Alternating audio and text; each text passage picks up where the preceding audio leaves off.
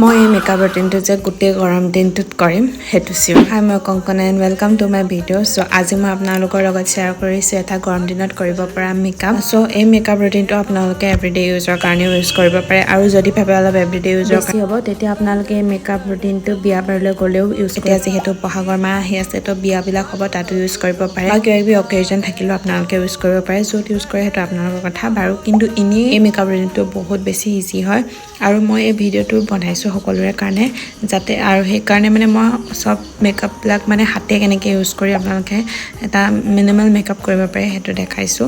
আৰু মই এই মেকআপ ৰুটিনটোত একো ফাউণ্ডেশ্যনো ইউজ কৰা নাই, একো স্কিন টিণ্টো ইউজ কৰা নাই, অকল কনচিলাৰ লগাই গোটেই মেকআপটো কমপ্লিট কৰিছোঁ। আৰু আপোনালোকৰ ওচৰত যদি কনচিলাৰ নাই তেন্তে আপোনালোকে এটা স্কিন টিণ্ট ইউজ কৰিব পাৰে। বাট গৰম দিনত যিহেতু মোৰ বেচটো বেছি হেভি হ'লে ভাল নহয় সেইকাৰণে মিনিমাল এটা মেকআপ ট্ৰাই কৰিলোঁ। আৰু ভিডিঅ'টো চাই ভাল লাগিলে ছাবস্ক্ৰাইব কৰি যাব নাপাহৰিব।